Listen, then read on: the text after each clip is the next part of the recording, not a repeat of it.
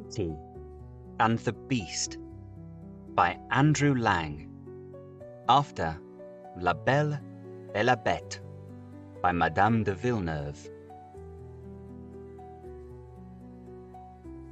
Once upon a time, in a very far-off country, there lived a merchant who had been so fortunate in all his undertakings that he was enormously rich. As he had, however, 6 sons and 6 daughters, he found that his money was not too much to let them all have everything they fancied, as they were accustomed to do. But one day, a most unexpected misfortune befell them. Their house caught fire and was speedily burnt to the ground, with all the splendid furniture, the books, pictures, gold, silver, and precious goods it contained. And this was only the beginning of their troubles. Their father, who had until this moment prospered in all ways, suddenly lost every ship he had upon the sea, either by dint of pirates, shipwreck, or fire. Then he heard that his clerks in distant countries, whom he trusted entirely, had proved unfaithful, and at last, from great wealth, he fell into the direst poverty. All that he had left was a little house in a desolate place, at least 100 leagues from the town in which he had lived. And to this he was forced to retreat with his children, who were in despair at the idea of leading such a different life.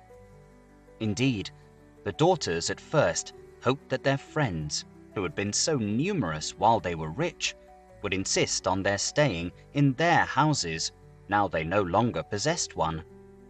But they soon found that they were left alone, and that their former friends even attributed their misfortunes to their own extravagance, and showed no intention of offering them any help. So nothing was left for them but to take their departure to the cottage, which stood in the midst of a dark forest, and seemed to be the most dismal place upon the face of the earth. As they were too poor to have any servants, the girls had to work hard like peasants, and the sons, for their part, cultivated the fields to earn their living. Roughly clothed and living in the simplest way, the girls regretted unceasingly the luxuries and amusements of their former life. Only the youngest tried to be brave and cheerful. She had been as sad as anyone when misfortune overtook her father. But, soon recovering her natural gaiety, she set to work to make the best of things, to amuse her father and brothers as well as she could, and to try to persuade her sisters to join her in dancing and singing. But they would do nothing of the sort, and because she was not as doleful as themselves, they declared that this miserable life was all she was fit for. But she was really far prettier and cleverer than they were. Indeed, she was so lovely that she was always called Beauty. After 2 years, when they were all beginning to get used to their new life, something happened to disturb their tranquility. Their father received the news that one of his ships, which he had believed to be lost, had come safely into port with a rich cargo. All the sons and daughters at once thought that their poverty was at an end, and wanted to set out directly for the town. But their father, who was more prudent, begged them to wait a little, and, though it was harvest time and he could ill be spared, determined to go himself first to make inquiries. Only the youngest daughter had any doubt but that they would soon again be as rich as they were before, or at least rich enough to live comfortably in some town, where they would find amusement and gay companions once more.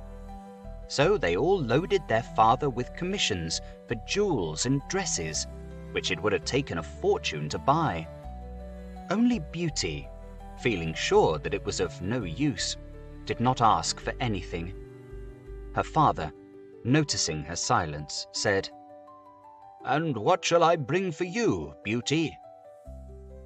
"The only thing I wish for is to see you come home safely," she answered.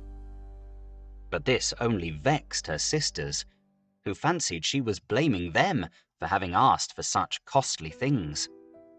Her father, however, was pleased.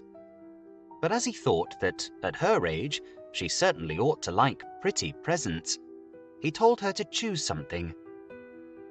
"Well, dear father," she said, "as you insist upon it, I beg that you will bring me a rose.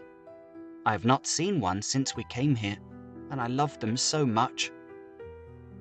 So the merchant set out and reached the town as quickly as possible, but only to find that his former companions, believing him to be dead, had divided between them the goods which the ship had brought. And after 6 months of trouble and expense, he found himself as poor as when he started, having been able to recover only just enough to pay the cost of his journey.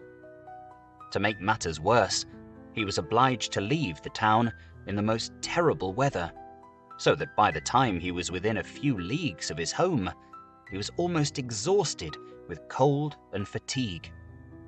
Though he knew it would take some hours to get through the forest, he was so anxious to be at his journey's end that he resolved to go on. But night overtook him, and the deep snow and bitter frost made it impossible for his horse to carry him any further. Not a house was to be seen. The only shelter he could get was the hollow trunk of a great tree, and there he crouched all the night, which seemed to him the longest he had ever known. In spite of his weariness, the howling of the wolves kept him awake. And even when at last the day broke, he was not much better off, for the falling snow had covered up every path, and he did not know which way to turn. At length, he made out some sort of track, and though at the beginning it was so rough and slippery that he fell down more than once, it presently became easier and led him into an avenue of trees, which ended in a splendid castle. It seemed to the merchant very strange that no snow had fallen in the avenue, which was entirely composed of orange trees, covered with flowers and fruit. When he reached the first court of the castle, he saw before him a flight of agate steps, and went up them, and passed through several splendidly furnished rooms. The pleasant warmth of the air revived him, and he felt very hungry. But there seemed to be nobody in all this vast and splendid palace whom he could ask to give him something to eat. Deep silence reigned everywhere, and at last, tired of roaming through empty rooms and galleries, he stopped in a room smaller than the rest, where a clear fire was burning, and a couch was drawn up closely to it. Thinking that this must be prepared for someone who was expected, he sat down to wait till he should come, and very soon fell into a sweet sleep. When his extreme hunger wakened him after several hours, he was still alone, but a little table, upon which was a good dinner, had been drawn up close to him, and as he had eaten nothing for 24 hours, he lost no time in beginning his meal, hoping that he might soon have an opportunity of thanking his considerate entertainer, whoever it might be. But no one appeared, and even after another long sleep, from which he awoke completely refreshed, there was no sign of anybody, though a fresh meal of dainty cakes and fruit was prepared upon the little table at his elbow.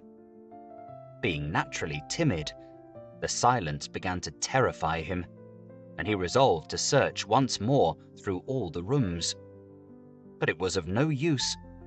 Not even a servant was to be seen. There was no sign of life in the palace. He began to wonder what he should do, and to amuse himself by pretending that all the treasures he saw were his own, and considering how he would divide them among his children. Then he went down into the garden, and though it was winter everywhere else, here the sun shone and the birds sang, and the flowers bloomed, and the air was soft and sweet. The merchant, in ecstasies with all he saw and heard, said to himself, "All this must be meant for me. I will go this minute and bring my children to share all these delights." In spite of being so cold and weary when he reached the castle, he had taken his horse to the stable and fed it. Now he thought he would saddle it for his homeward journey, and he turned down the path which led to the stable. This path had a hedge of roses on each side of it, and the merchant thought he had never seen or smelt such exquisite flowers.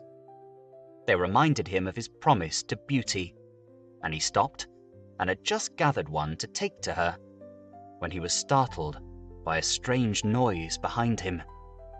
Turning round, he saw a frightful beast, which seemed to be very angry, and said in a terrible voice, "Who told you that you might gather my roses? Was it not enough that I allowed you to be in my palace and was kind to you? This is the way you show your gratitude, by stealing my flowers. But your insolence shall not go unpunished." The merchant, terrified by these furious words, dropped the fatal rose, and throwing himself on his knees, cried, "Pardon me, noble sir. I am truly grateful to you for your hospitality, which was so magnificent that I could not imagine that you would be offended by my taking such a little thing as a rose." But the beast's anger was not lessened by this speech. "You are very ready with excuses and flattery," he cried, "but that will not save you from the death you deserve." "Alas," thought the merchant, "if my daughter could only know what danger her rose has brought me into." And in despair, he began to tell the beast all his misfortunes and the reason of his journey, not forgetting to mention Beauty's request. "A king's ransom would hardly have procured all that my other daughters asked," he said, "but I thought that I might at least take Beauty her rose. I beg you to forgive me, for you see, I meant no harm." The beast considered for a moment, and then he said, in a less furious tone, "I will forgive you on one condition. That is, that you will give me one of your daughters."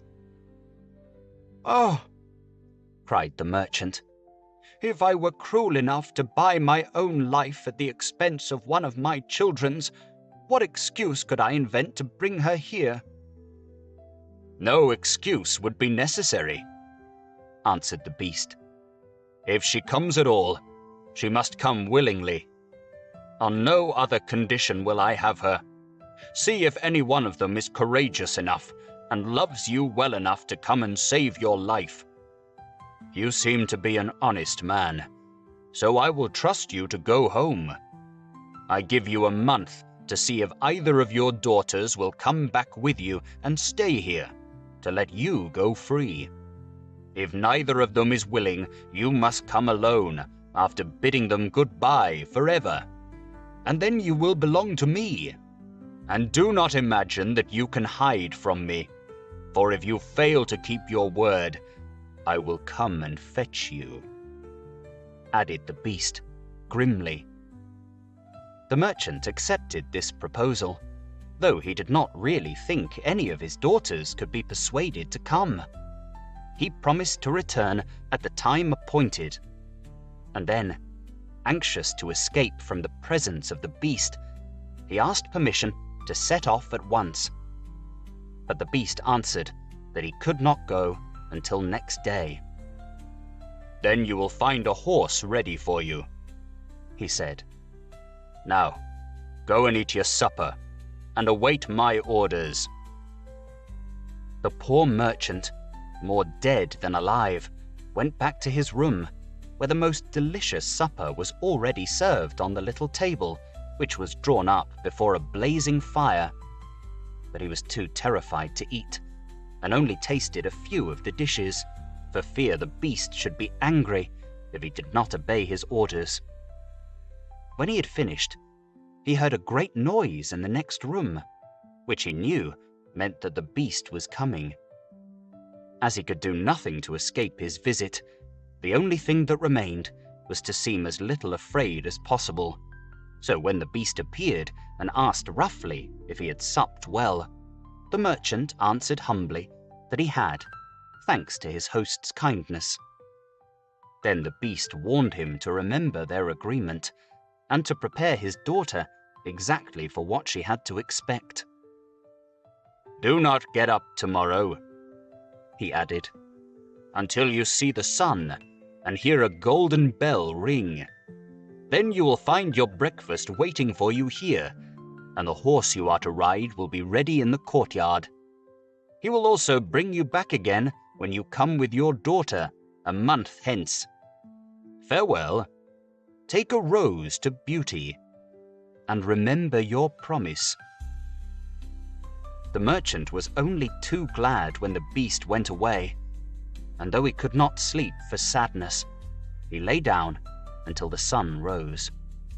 Then, after a hasty breakfast, he went to gather Beauty's rose and mounted his horse, which carried him off so swiftly that in an instant he had lost sight of the palace, and he was still wrapped in gloomy thoughts when it stopped before the door of the cottage. His sons and daughters, who had been very uneasy at his long absence, rushed to meet him, eager to know the result of his journey, which, seeing him mounted upon a splendid horse and wrapped in a rich mantle, they supposed to be favorable. He hid the truth from them at first, only saying sadly to Beauty as he gave her the rose, "Here is what you asked me to bring you. You little know what it has cost." But this excited their curiosity so greatly that presently he told them his adventures from beginning to end, and then they were all very unhappy. The girls lamented loudly over their lost hopes, and the sons declared that their father should not return to this terrible castle, and began to make plans for killing the beast if it should come to fetch him. But he reminded them that he had promised to go back.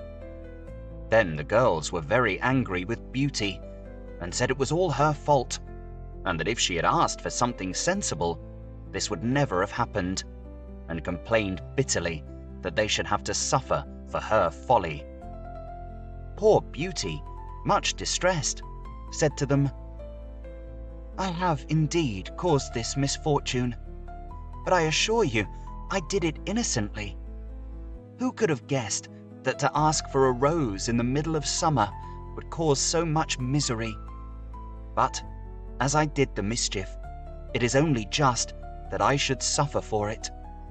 I will therefore go back with my father to keep his promise."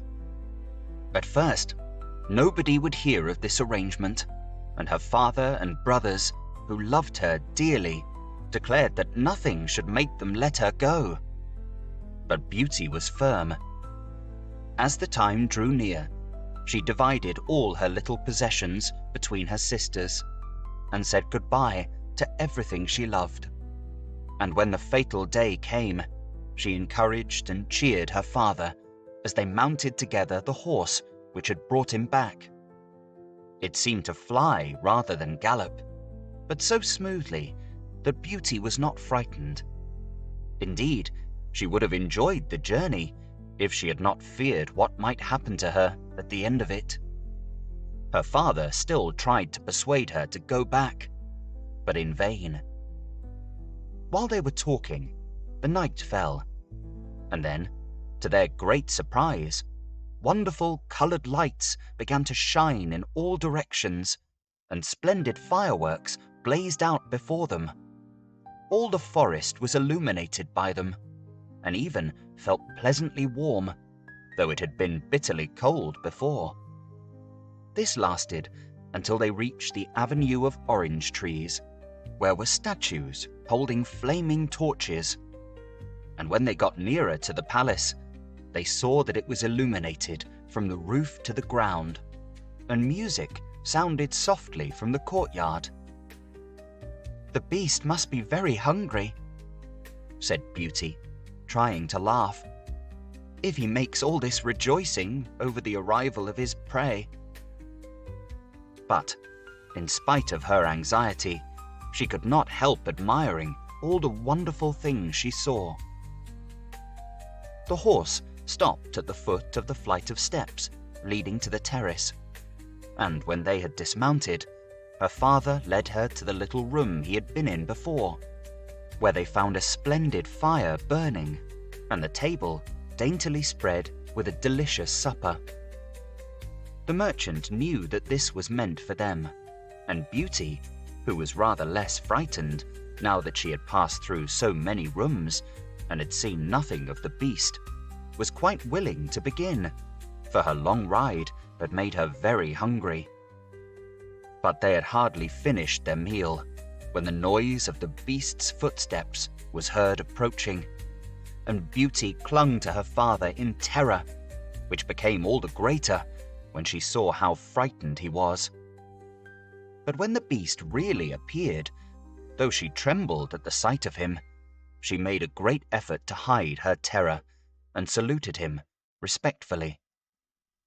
This evidently pleased the beast.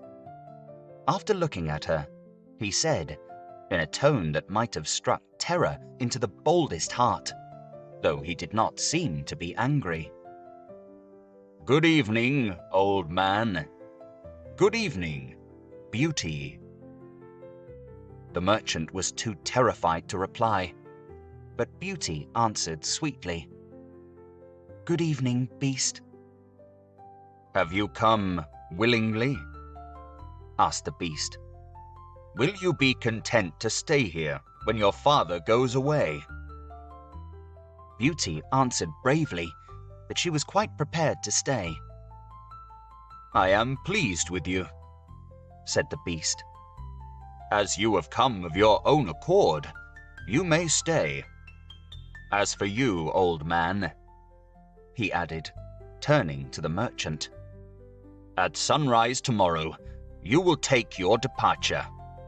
When the bell rings, get up quickly and eat your breakfast, and you will find the same horse waiting to take you home. But remember that you must never expect to see my palace again."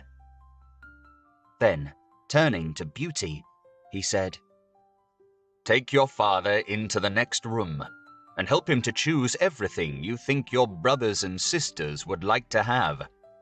You will find 2 traveling trunks there. Fill them as full as you can. It is only just that you should send them something very precious as a remembrance of yourself." Then he went away after, saying, "Goodbye, Beauty. Goodbye, old man." And though Beauty was beginning to think with great dismay of her father's departure, she was afraid to disobey the beast's orders, and they went into the next room, which had shelves and cupboards all round it. They were greatly surprised at the riches it contained. There were splendid dresses fit for a queen, with all the ornaments that were to be worn with them.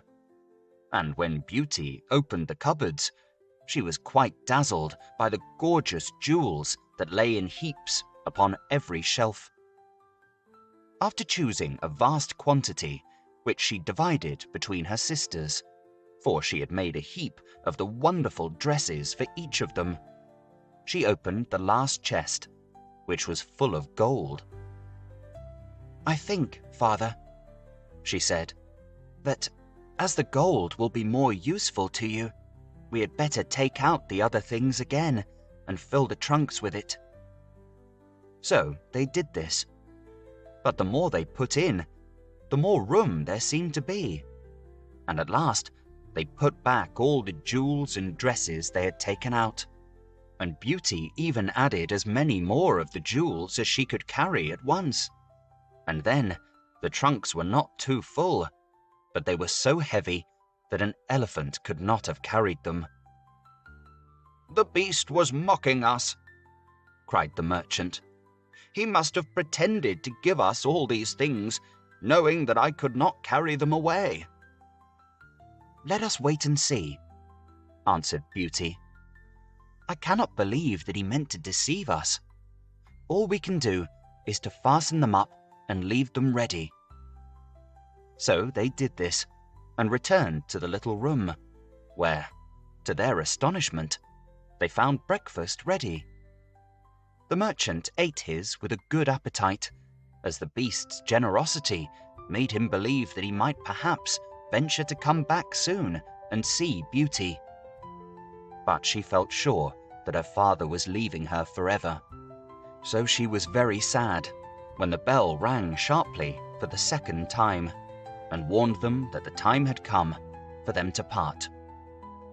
They went down into the courtyard, where 2 horses were waiting, one loaded with the 2 trunks, the other for him to ride.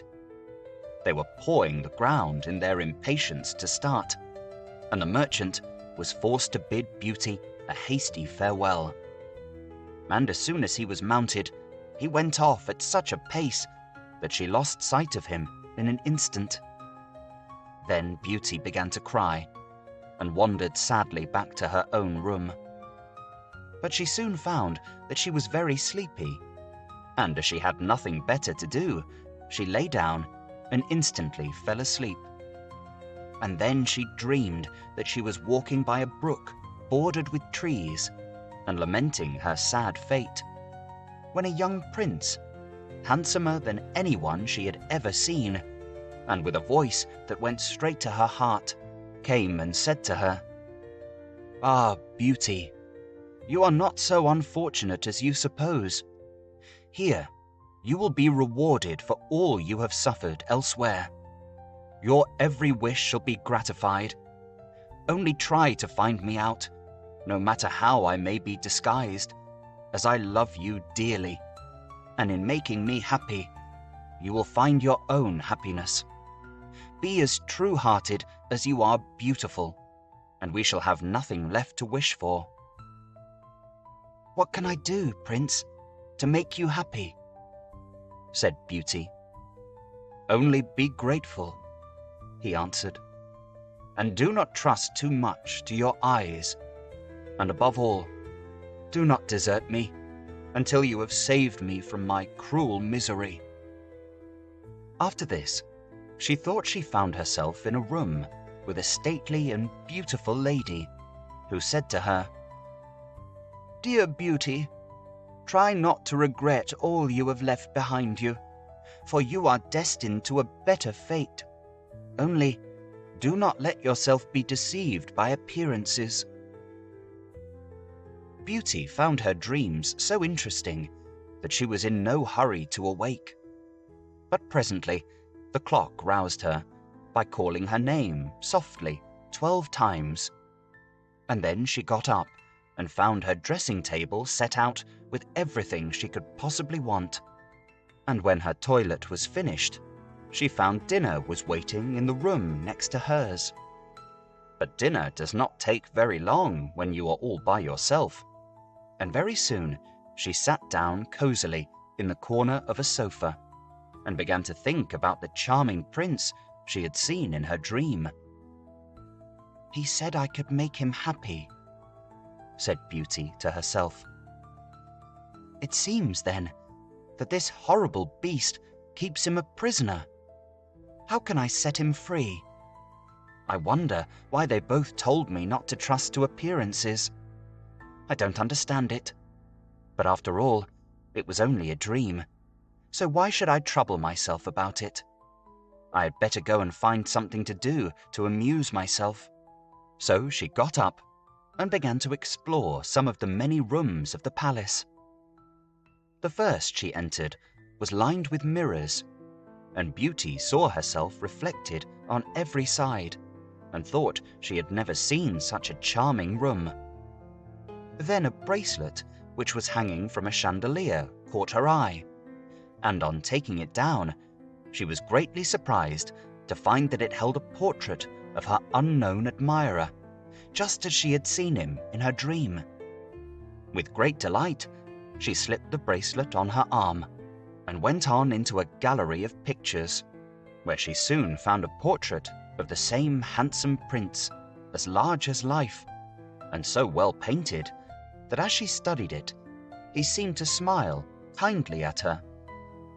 Tearing herself away from the portrait at last, she passed through into a room which contained every musical instrument under the sun, and here she amused herself for a long while in trying some of them and singing until she was tired.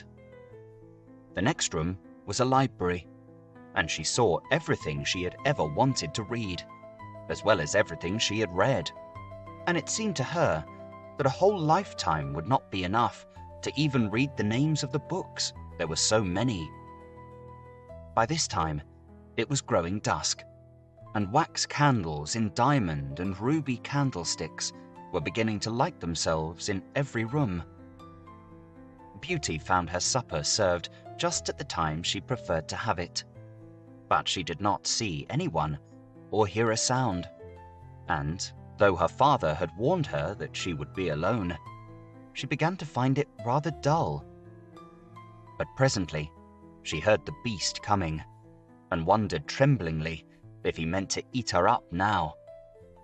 However, as he did not seem at all ferocious, and only said gruffly, "Good evening, Beauty," she answered cheerfully, and managed to conceal her terror.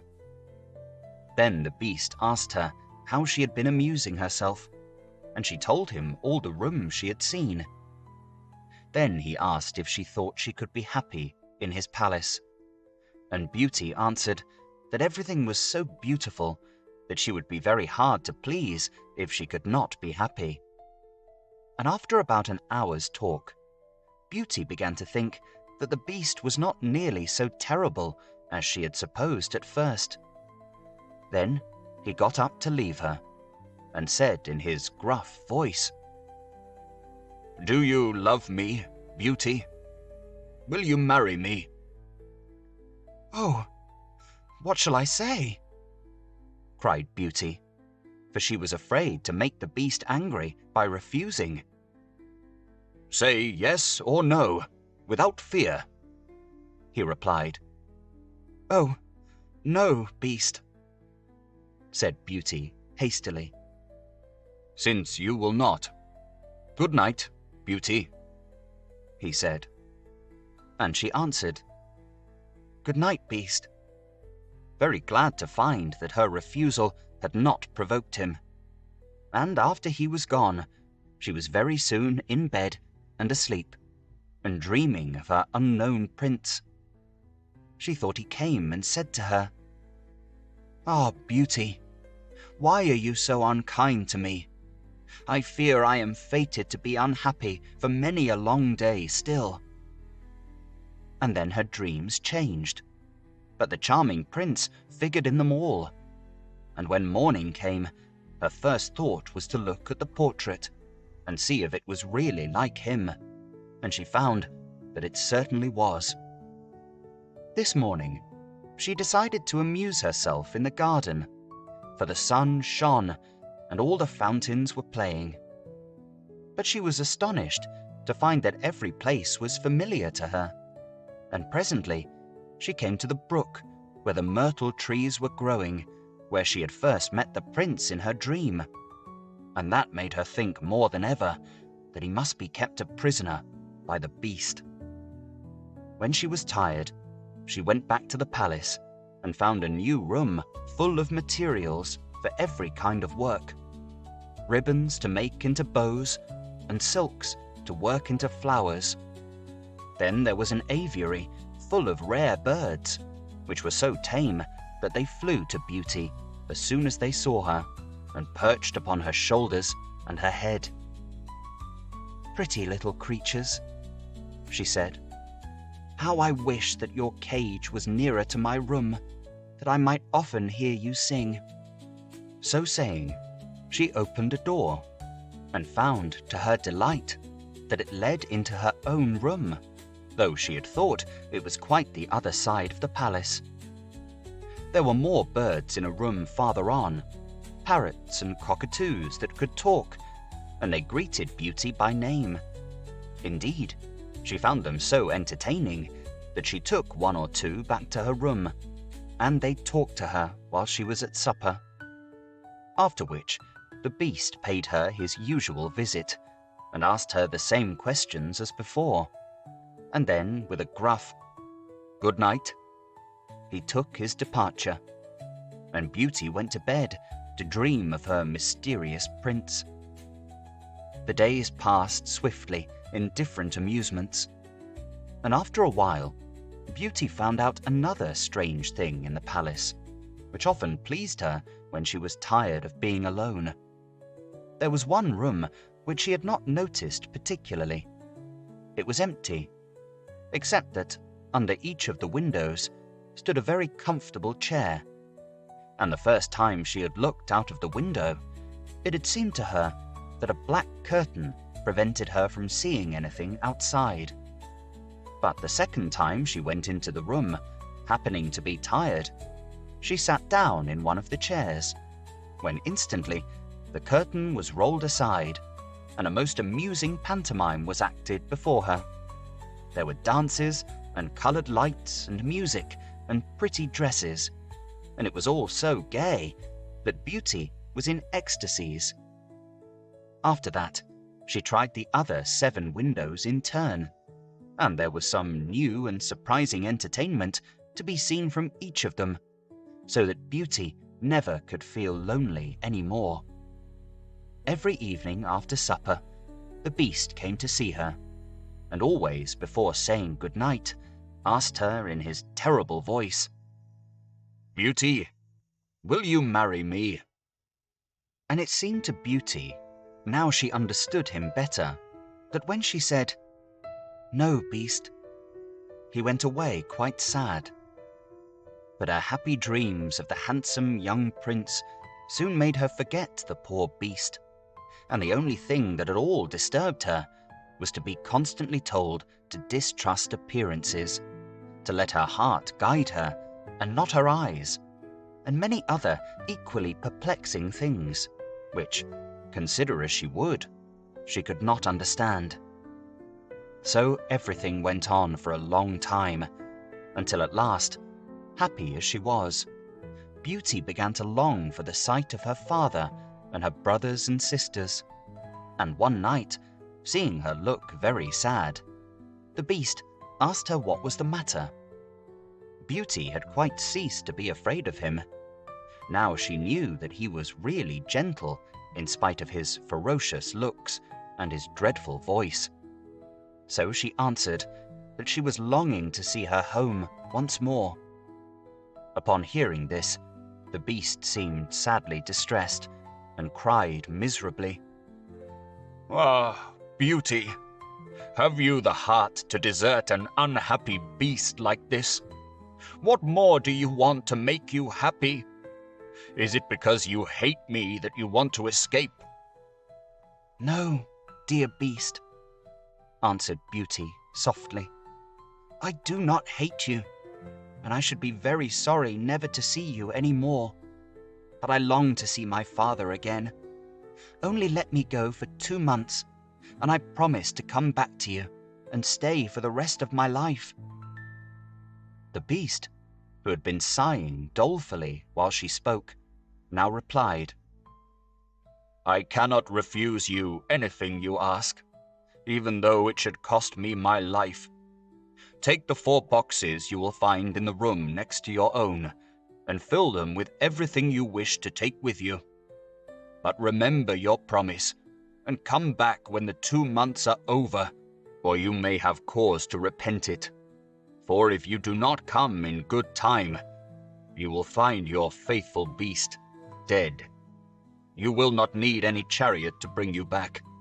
Only say goodbye to all your brothers and sisters the night before you come away, and when you have gone to bed, turn this ring round upon your finger, and say firmly, 'I wish to go back to my palace and see my Beast again.'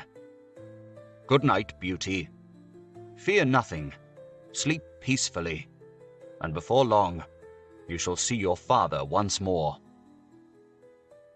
As soon as Beauty was alone, she hastened to fill the boxes with all the rare and precious things she saw about her.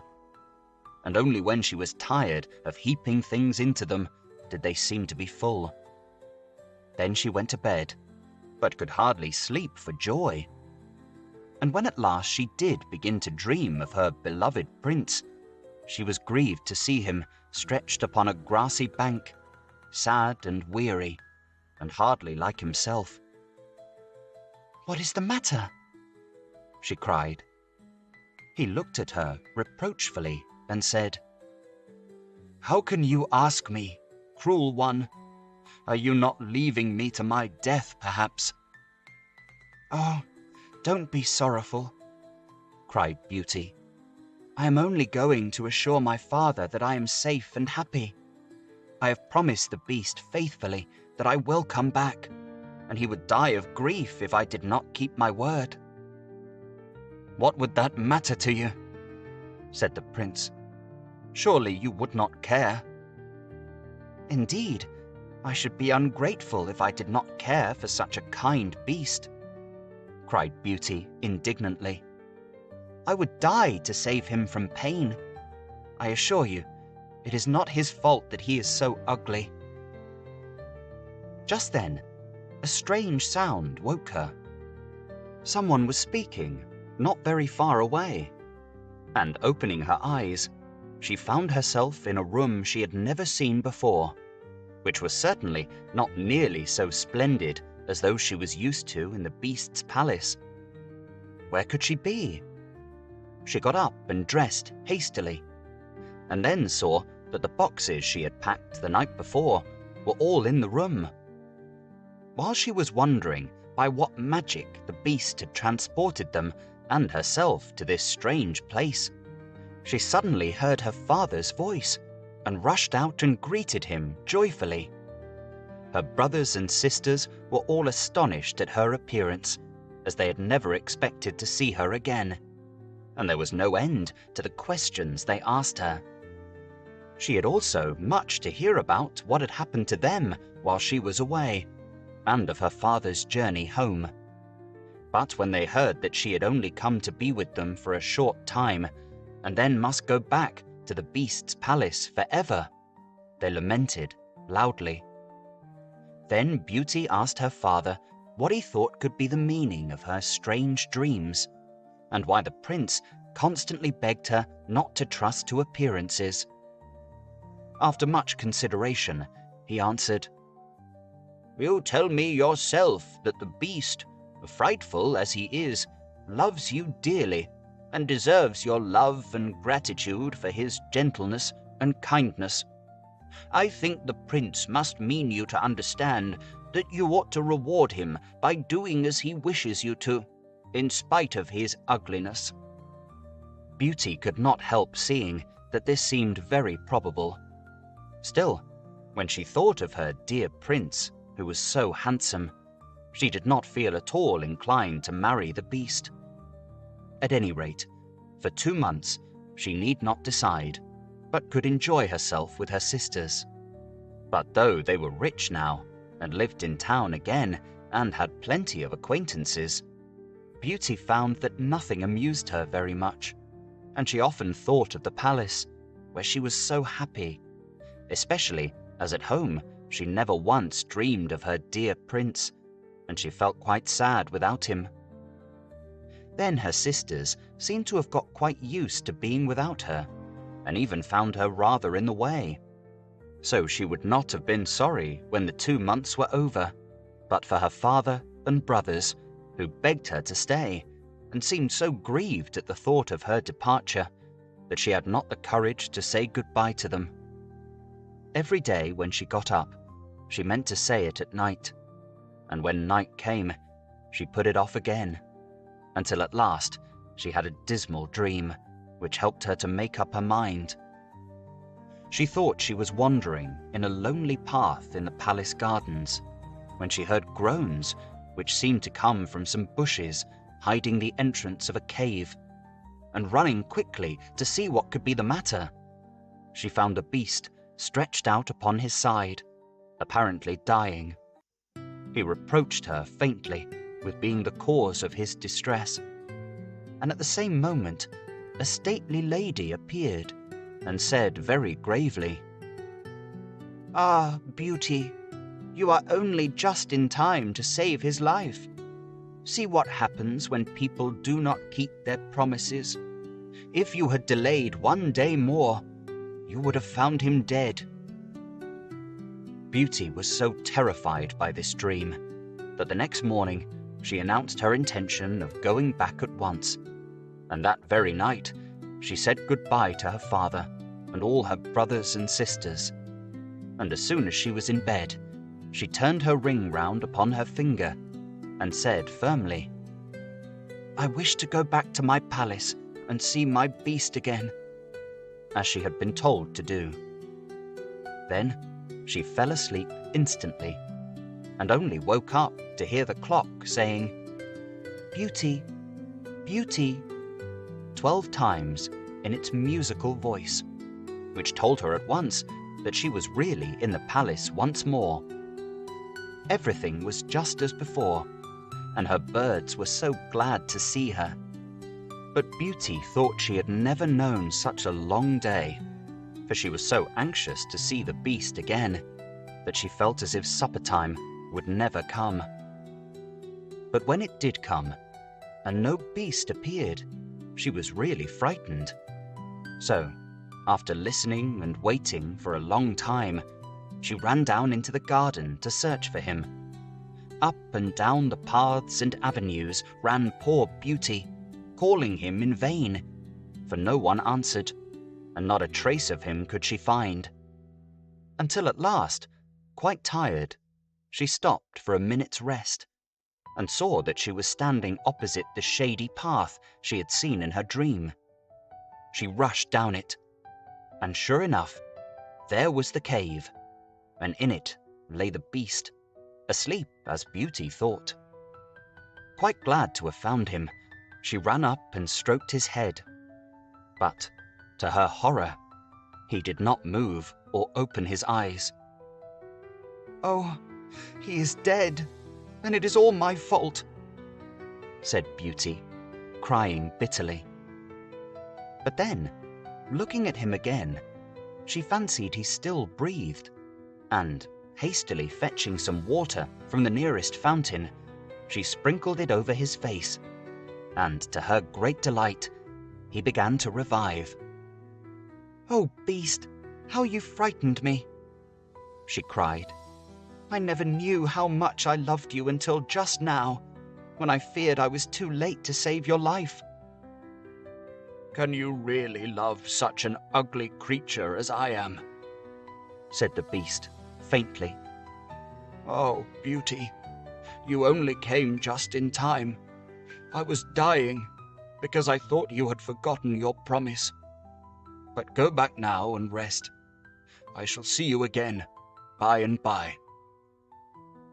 Beauty, who had half expected that he would be angry with her, was reassured by his gentle voice, and went back to the palace, where supper was awaiting her. And afterward, the beast came in as usual, and talked about the time she had spent with her father, asking if she had enjoyed herself, and if they had all been very glad to see her. Beauty answered politely, and quite enjoyed telling him all that had happened to her. And when at last the time came for him to go, and he asked, as he had so often asked before, "Beauty, will you marry me?" She answered softly, "Yes, dear beast." As she spoke, a blaze of light sprang up before the windows of the palace. Fireworks crackled and guns banged, and across the avenue of orange trees, in letters all made of fireflies, was written, "Long live the prince and his bride." Turning to ask the beast what it could all mean, Beauty found that he had disappeared, and in his place stood her long-loved prince. At the same moment, the wheels of a chariot were heard upon the terrace, and 2 ladies entered the room. One of them, Beauty recognized as the stately lady she had seen in her dreams. The other was also so grand and queenly that Beauty hardly knew which to greet first. But the one she already knew said to her companion, "Well, Queen, this is Beauty, who has had the courage to rescue your son from the terrible enchantment. They love one another, and only your consent to their marriage is wanting to make them perfectly happy." "I consent with all my heart," cried the Queen. "How can I ever thank you enough, charming girl, for having restored my dear son to his natural form?" And then she tenderly embraced Beauty and the Prince, who had meanwhile been greeting the fairy and receiving her congratulations. "Now," said the fairy to Beauty, "I suppose you would like me to send for all your brothers and sisters to dance at your wedding." And so she did, and the marriage was celebrated the very next day with the utmost splendor, and Beauty and the Prince lived happily ever after. Thank you for listening to Beauty and the Beast by Andrew Lang.